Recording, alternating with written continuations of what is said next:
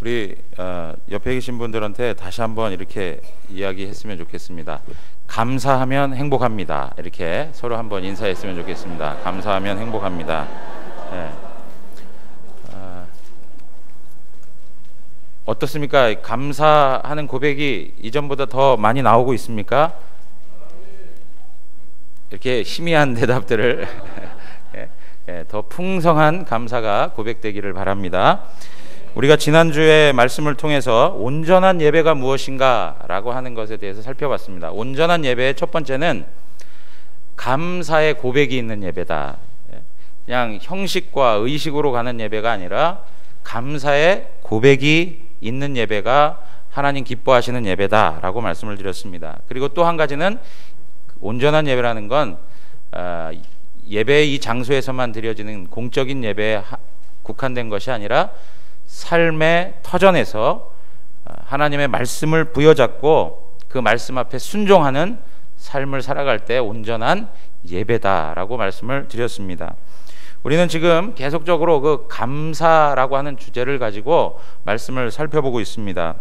이제 오늘도 우리가 골로새서 3장 15절에서 17절 말씀을 가지고 살펴볼 내용이 무엇이냐니까 성도, 감사하는 성도들이 가지고 있는 신앙의 특징들이 있다는 것입니다. 이제 그런 내용들을 가지고 오늘 말씀을 살펴볼 것입니다.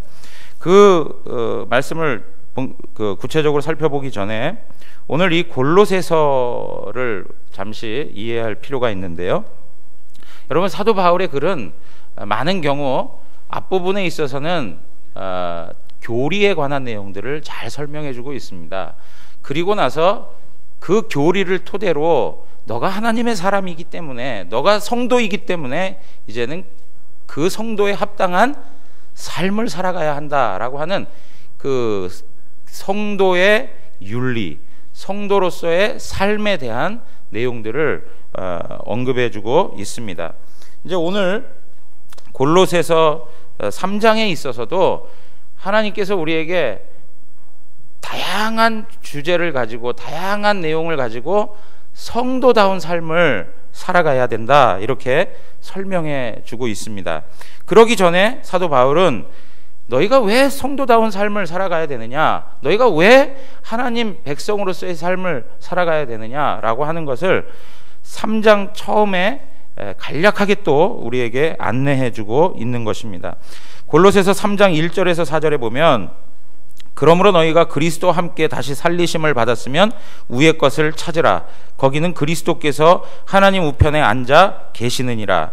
위의 것을 생각하고 땅의 것을 생각하지 말라. 이는 너희가 죽었고 너희 생명이 그리스도와 함께 하나님 안에 감추어졌음이라. 우리 생명이신 그리스도께서 나타나실 그때에 너희도 그와 함께 영광 중에 나타나리라. 그렇게 말씀하고 있습니다. 오늘 우리가 그리스도와 함께 죽었다가 그리스도와 함께 다시 살아나심을 받은 자라면 너는 어떻게 하라고요? 땅의 것을 취하지 말고 땅의 것을 구하지 말고 하늘의 것을 구하며 살아라, 이렇게 이야기하고 있습니다. 여러분, 하나님의 원대한 꿈이 있으세요. 하나님의 그 비전이 있으십니다. 하나님의 계획이 있으세요. 그 계획은 뭐냐면 하나님의 교회를 통해서 이 세상 모든 만물을 통일되게 하는 것입니다. 이제 그것이 에베소서에 가면 아주 잘 설명되어져 있습니다. 하나님께서는 그리스도를 통해서 모든 만물을 통일되게 하는데 하나님의 목적과 하나님의 계획이 있습니다. 오늘 마찬가지로 이 골로새서에서도 사도 바울이 바로 그러한 의미를 가지고 성도들에게 너희가 하나님 나라의 백성이다라는 것을 알려주는데 뭐라고 얘기하느냐, 1절에 보니까 그러므로 너희가 그리스도와 함께 다시 살리심을 받았으면 위의 것을 찾으라 하면서 거기는 그리스도께서 하나님 우편에 앉아 계시느니라, 그렇게 얘기하고 있습니다. 거기는 이라고 하는 것은 무엇이죠? 하늘이죠. 하늘. 예수 그리스도께서 죽었다가 다시 살아나셔서 사람들이 보는 앞에서 하늘로 올라가셨습니다. 우리는 승천이라고 이야기합니다. 하늘로 올라가셔서 하나님 우편에 앉아 모든 만물을 다스리고 계시다는 것입니다. 그렇기 때문에 그리스도가 우리의 머리로서, 교회의 머리는 누구시죠? 그리스도이시죠. 그리스도가 교회의 머리로서 하나님 보좌 우편에 앉으셔서 이 모든 만물을 통치하시는데, 교회를 통해서 그 모든 것들을 통일되게 하시는 하나님의 계획이 그 가운데 있다는 것입니다. 그러니까 예수 그리스도가 교회의 머리로서 천상에 계시고, 우리는 그리스도의 몸으로서 어디에 있습니까? 이 땅에 존재하고 있는 거예요. 그러니까 하늘과 땅이 연결되어 있다는 것을 우리는 아셔야 됩니다. 우리는 이 땅을 살아가고 있지만은 결국에는 하늘에 묶여서 사는 존재라는 거예요. 그래서 사도 바울이 뭐라고 얘기했냐면, 빌립보서 3장 20절 21절 가서 한번 보시면 다 같이 한 목소리로 읽겠습니다. 그러나 우리의 시민권은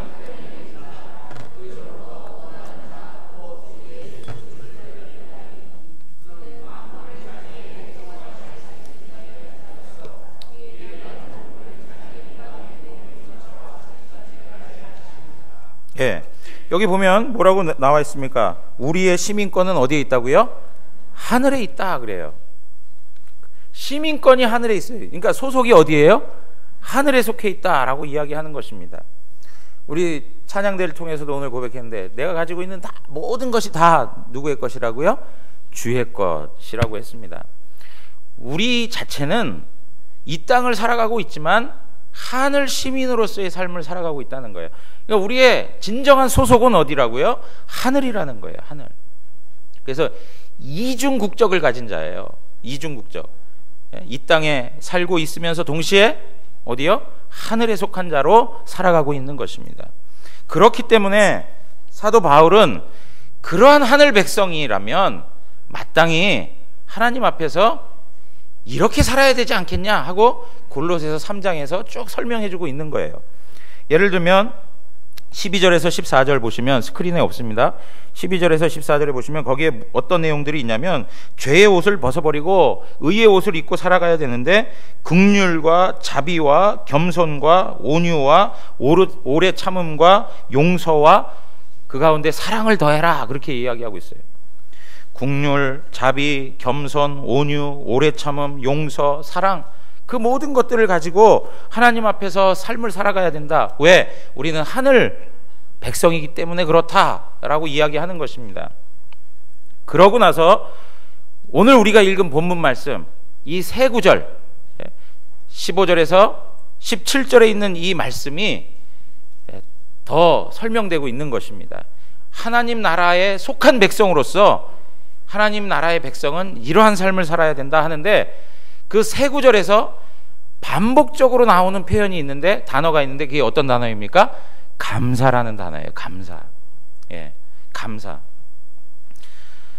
여러분, 죄와 사망과 하나님의 형벌에서 구원받은 하나님의 백성으로서, 하늘 시민권자로서 우리가 어떠한 삶을 살아야 되느냐?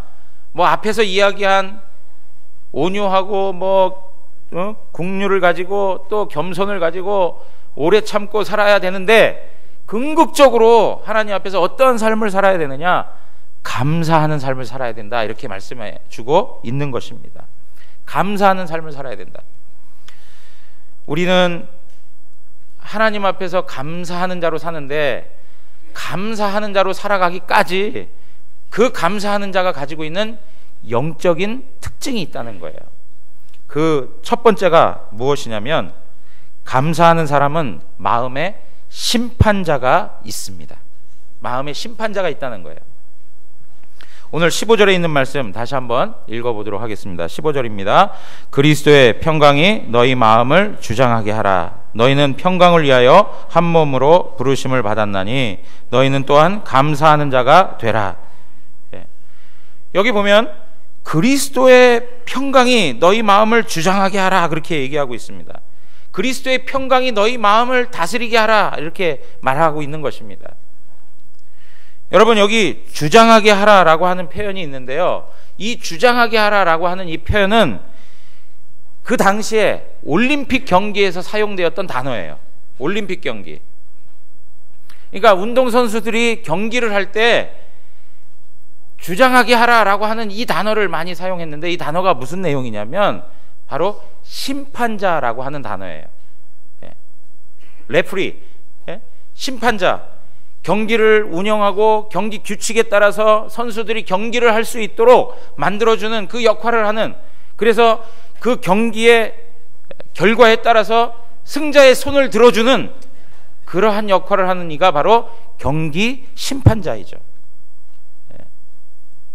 그 심판자가 있게 하라라고 하는 것입니다. 오늘 여기에 너희 마음을 주장하게 하라 하는 것은 너희 마음에 뭐가 있게 하라는 거예요? 심판자가 있게 하라라고 하는 말이에요. 근데 이 심판자가 뭡니까? 그리스도의 평강이 바로 심판자가 되게 하라는 거예요. 그리스도의 평강이 심판자가 되게 하라. 여러분, 여기에서 그리스도의 평강이라고 할 때, 그리스도의 평강이라고 하는 말은 결국에는 예수 그리스도가 주시는 평강을 말하는 거예요. 요한복음 14장 27절에 가서 보시면, 평안을 너희에게 끼치노니 곧 나의 평안을 너희에게 주노라. 내가 너희에게 주는 것은 세상이 주는 것과 같지 아니하니라. 너희는 마음에 근심하지도 말고 두려워하지도 말라 그랬습니다. 여러분, 이거 예수님께서 제자들에게 하신 말씀입니다. 제자들에게 내가 곧 떠난다 라고 이야기하죠. 그러니까 남겨지게 될 제자들의 마음 가운데 두려움이 생기는 것입니다. 미래에 대한 불안함이 생기는 것입니다.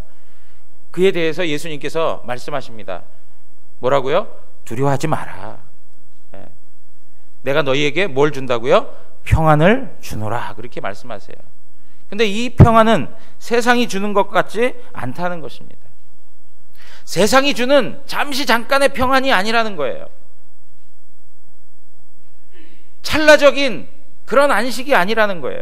여기에서 평안이라고 하는 말, 헬라어로 에이레네라고 하는 말입니다.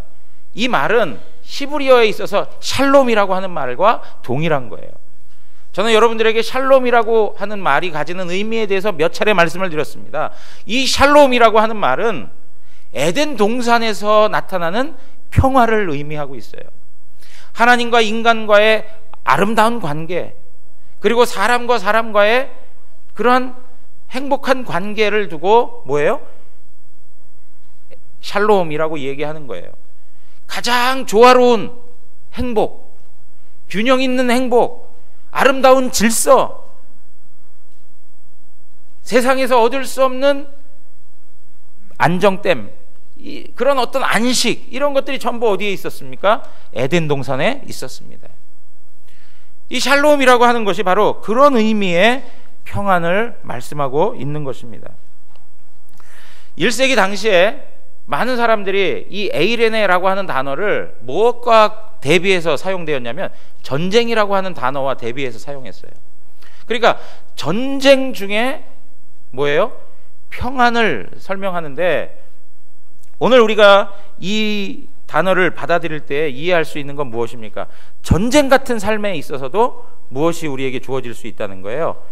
하나님의 평안이 주어지는데, 그 평안은 세상에 누릴 수 없는 것, 세상이 줄 수 없는 것, 오직 하나님만 주실 수 있는 것. 상황은 어떻습니까? 전쟁 같은 상황이죠. 살벌한 상황이죠.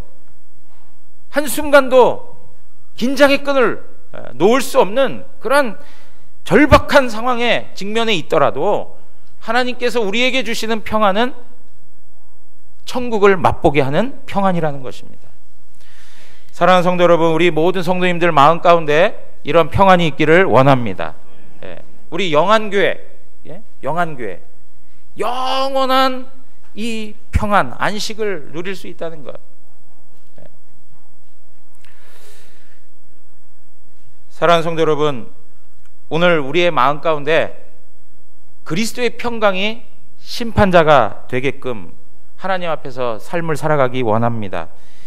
화가 날 때가 있습니다. 분노가 치밀 때가 있습니다.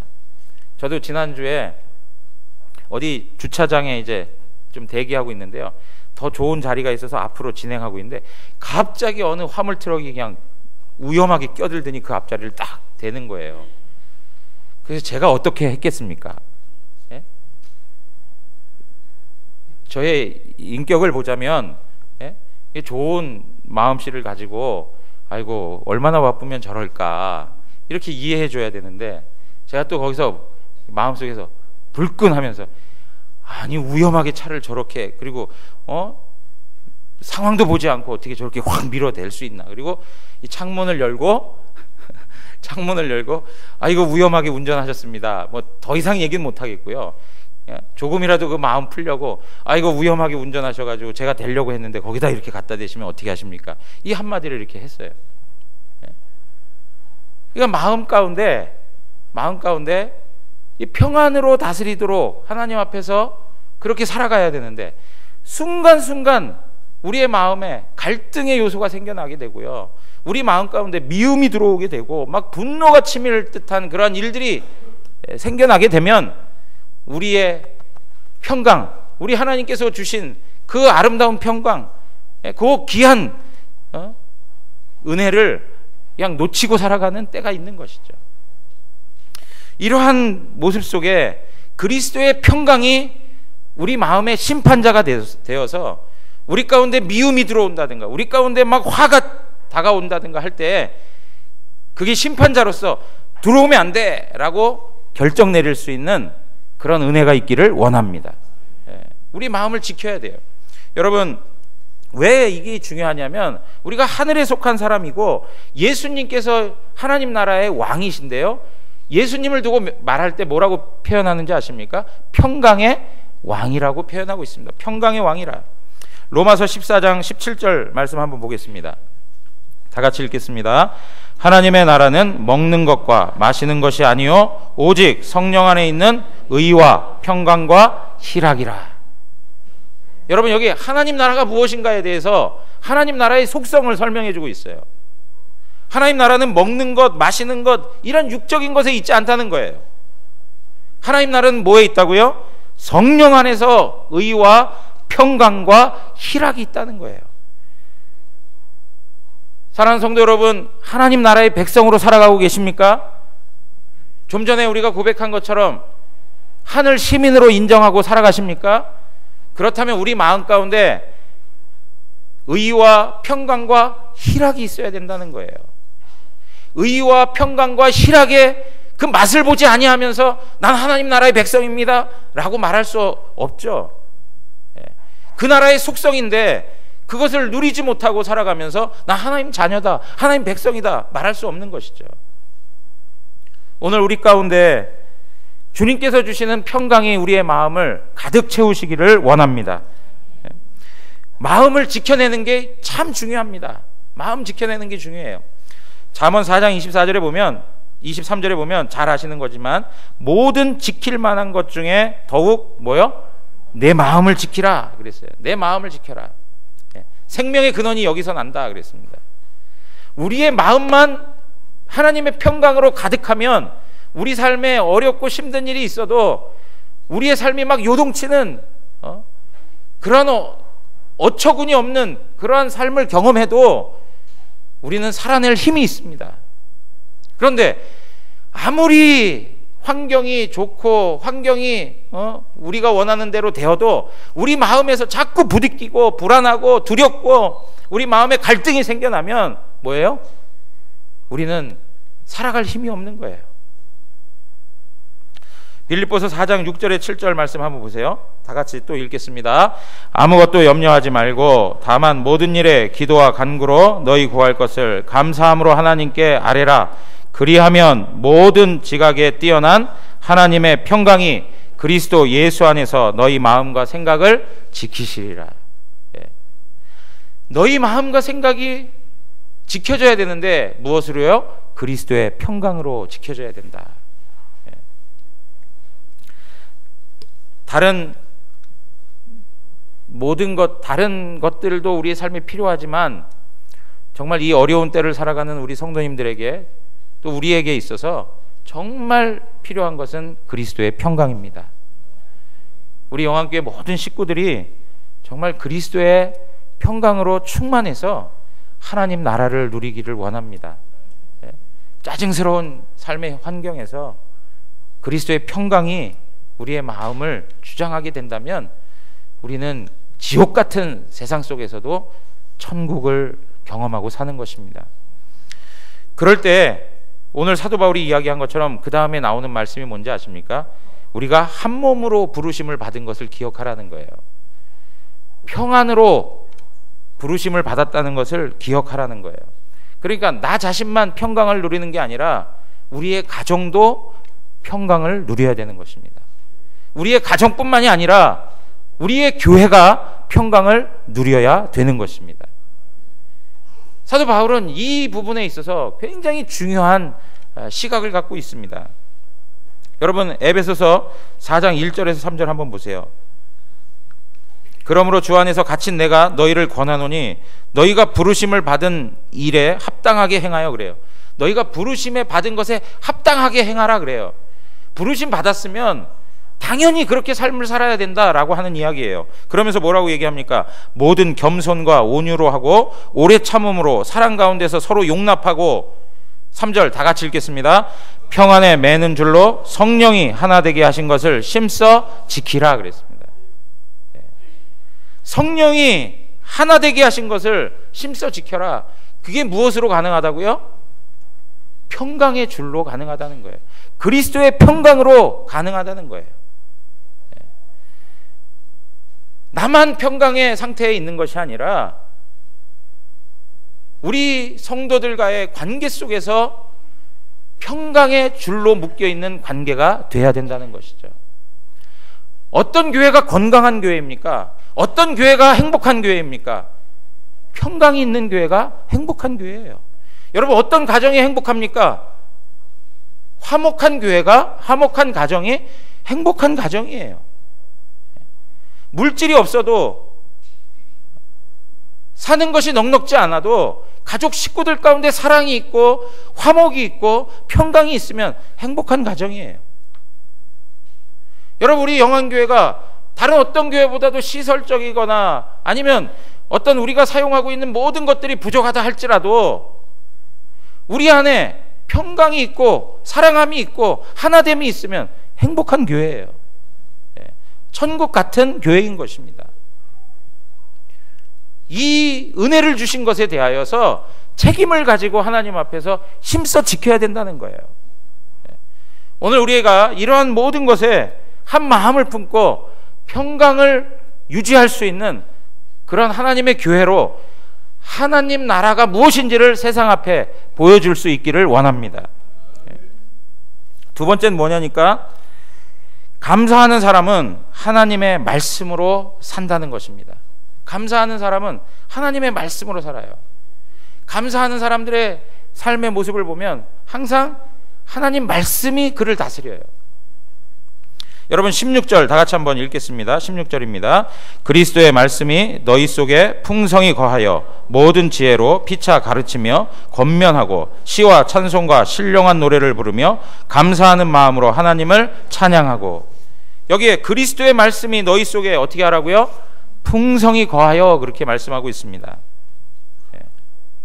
여러분 우리가 원망 불평하면 딱 생각나는 그 장면들이 있어요.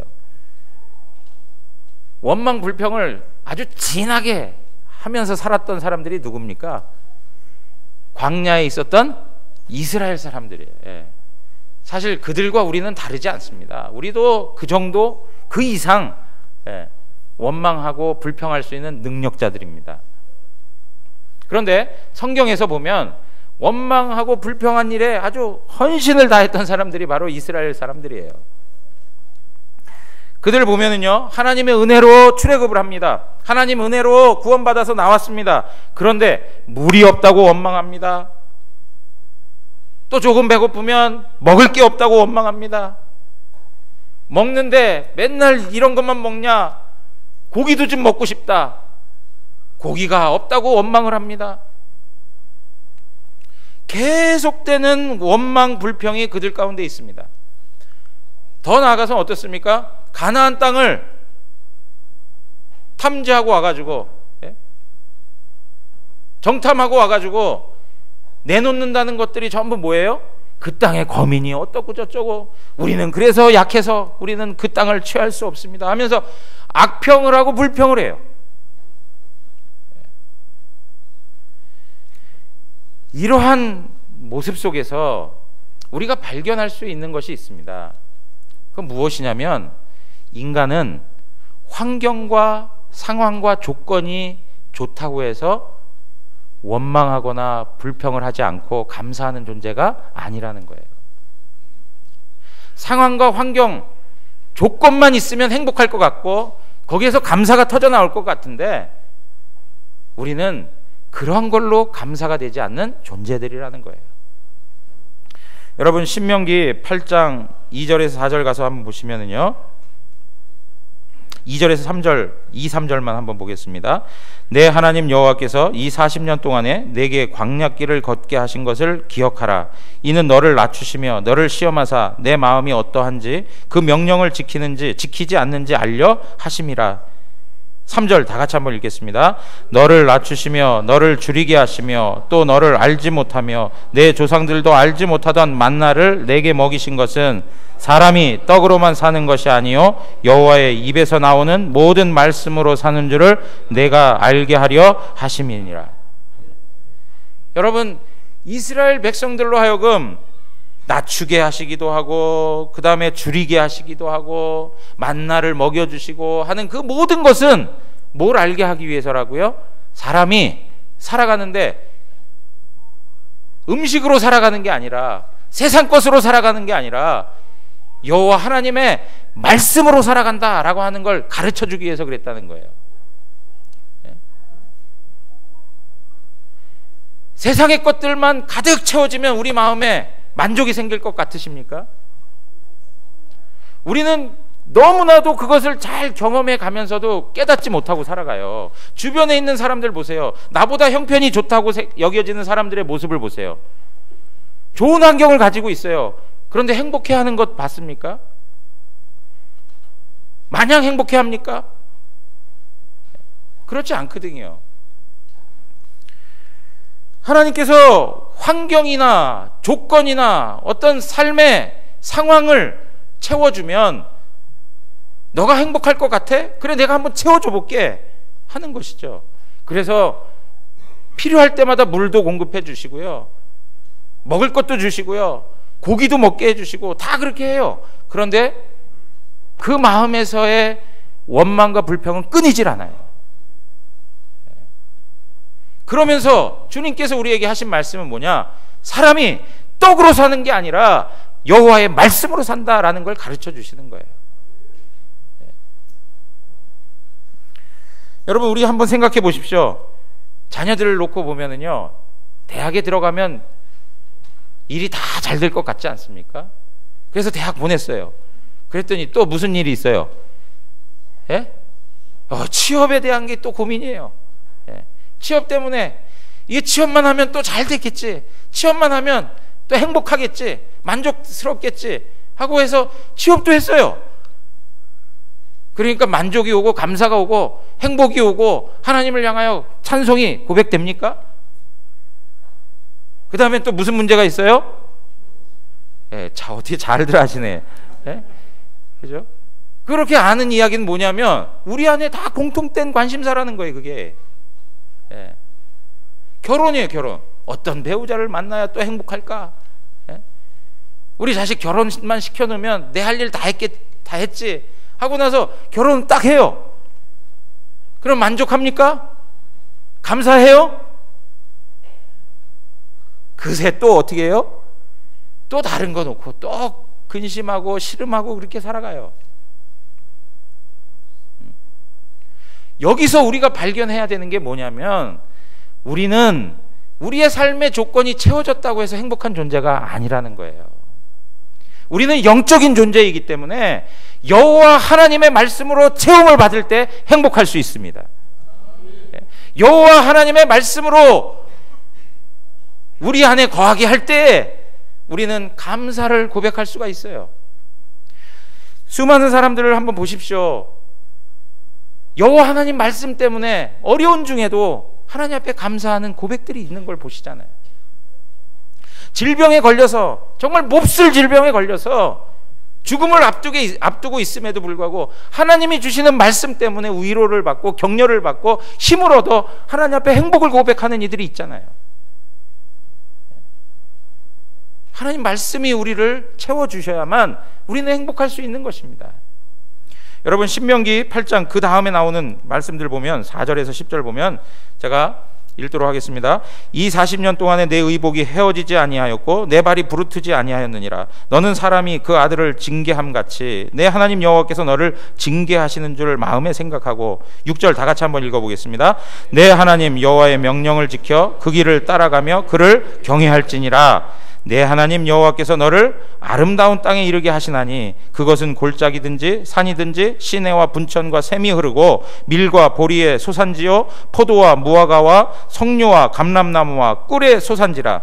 내가 먹을 것에 모자람이 없고 내게 아무 부족함이 없는 땅이며 그 땅의 돌은 철이요 산에서는 동을 캘 것이라. 내가 먹어서 배부르고 내 하나님 여호와께서 옥토를 내게 주셨으므로 말미암아 그를 찬송하리라. 이들이 이 풍성한 은혜를 누리게 되는 이유가 뭡니까? 여호와 하나님의 말씀을 지켜내는 거예요. 여호와 하나님 말씀에 거하는 거예요. 그랬더니 이들 가운데 이런 풍성한 은혜가 넘쳐나는 거예요. 사랑하는 성도 여러분, 척박한 환경에서도, 고통의 자리에 앉아서도 탄식하며 부르짖을 수밖에 없는 삶을 경험하고 살아간다 할지라도 하나님의 말씀이 우리 가운데 채워지면 우리는 살아갈 힘이 있습니다. 하나님 말씀을 사모하십시오. 하나님 말씀이 우리의 심령 가운데 풍성히 거하도록 하나님 말씀 앞에 시간을 들이십시오. 우리가 상반기에 말씀과 동행하자라고 말씀을 드렸습니다. 그 일을 포기하지 마십시오. 계속 하나님 말씀 부여잡고 읽고 묵상하고 하나님 말씀을 내 심령에 채우셔야 합니다. 그럴 때 우리의 마음에 불평이 사라지고 원망이 사라지고 하나님 그분으로 인하여서 만족하는 고백이 나올 수 있습니다. 이러한 은혜가 있기를 주님의 이름으로 축원합니다. 세 번째는 마지막으로 감사하는 사람은 주님의 이름으로 살아간다는 거예요. 주님의 이름으로. 17절 우리 다 같이 한번 읽겠습니다. 또 무엇을 하든지 말에나 일에나 다 주 예수의 이름으로 하고 그를 힘입어 하나님 아버지께 감사하라. 여기 보니까 또 무엇을 하든지 라고 얘기해요. 어떠한 삶을 경험하든지 전부 다 주 예수의 이름으로 하라는 거예요. 하나님 나라의 시민은 전부 다 주 예수의 이름으로 살아가는 사람이라는 거예요. 여기 이름이라고 하는 표현이 등장했습니다. 이름이라고 하는 것은 단지 그냥 이름이 아니라 그 인격을 담고 있는 것입니다. 예수 그리스도의 영광과 권세와 능력과 성품, 그 모든 것을 담고 있는 거예요. 그러니까 예수 그리스도 전 존재, 그분을 대하며 삶을 살아가라는 것입니다. 사랑하는 성도 여러분, 우리가 이 땅을 살아갈 때에 예수 그리스도를 위해서 살아가는 것입니다. 그리고 예수 그리스도 앞에서 살아가는 것입니다. 그리고 예수 그리스도로 말미암아 살아가는 거예요. 예수님을 떠나서는 하나님 나라의 백성의 삶은 있을 수가 없는 거예요. 항상 예수 중심의 삶을 살아야 된다는 것입니다. 여러분, 요한복음 1장 12절 너무 잘 아는 말씀인데 다 같이 읽겠습니다. 영접하는 자 곧 그 이름을 믿는 자들에게는 하나님의 자녀가 되는 권세를 주셨으니. 여러분, 영접하는 자 곧 그 이름을 믿는 자들에게는 하나님의 자녀가 되는 권세를 주셨다 그랬습니다. 여러분, 이 말씀이 우리가 거듭남을 표현할 때 주로 사용되는 구절로 전도할 때 많이 사용하고 있지만, 사실은 이 말씀은 우리가 회심을 경험할 때, 우리가 거듭날 때뿐만 아니라 삶을 살아가는 과정에도 적용될 수 있는 말씀입니다. 우리가 하나님의 자녀로서 세움을 받았습니까? 그러면 삶의 순간순간마다 주님을 인정하는 것이 필요하다는 거예요. 우리가 성도로서 삶을 살아갈 때 어려운 일 당하지 않습니까? 그리고 남보다 더 극한 고통을 당하고 있을 때 우리 안에는 왜 하나님 나입니까? 라는 질문이 나옵니다. 도대체 왜 납니까? 내가 무엇을 잘못했길래 왜 내가 이러한 고통을 당해야 됩니까? 라고 하는 탄식이 나올 수밖에 없습니다. 그리고 그 하나님에 대하여서 서운한 마음이 들죠.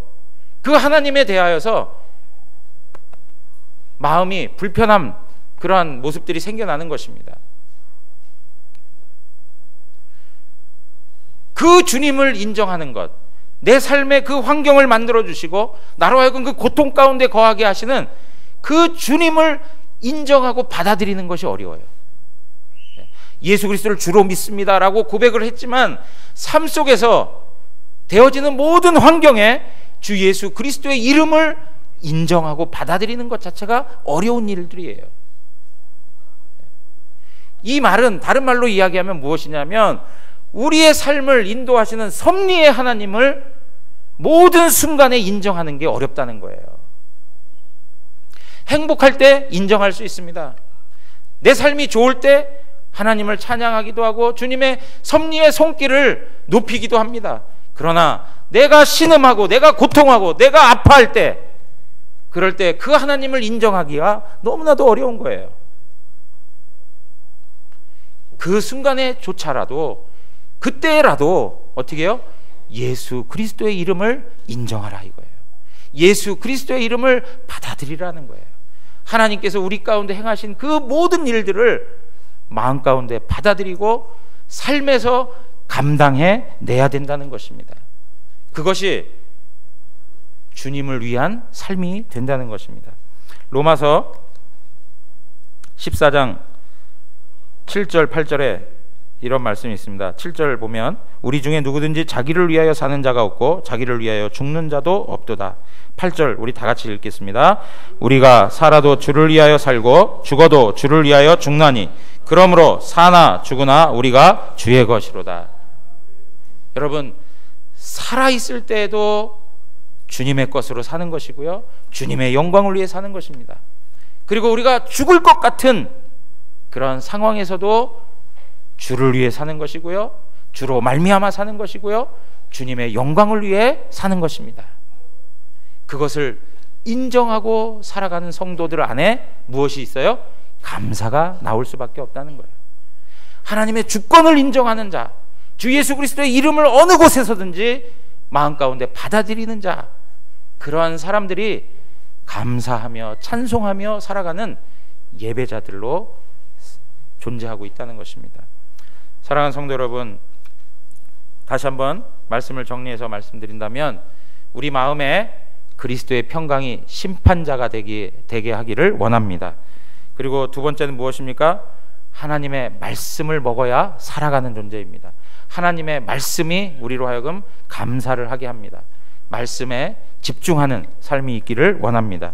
그리고 세 번째는 모든 일들 앞에 예수 그리스도의 이름을 인정하고 받아들이고 내 삶의 모든 환경을 하나님의 주권으로 이해하며 성숙한 신앙으로 하나님 앞에 삶을 살아내는 것, 그것이 바로 감사하는 성도들이 가진 삶의 모습이라는 것입니다.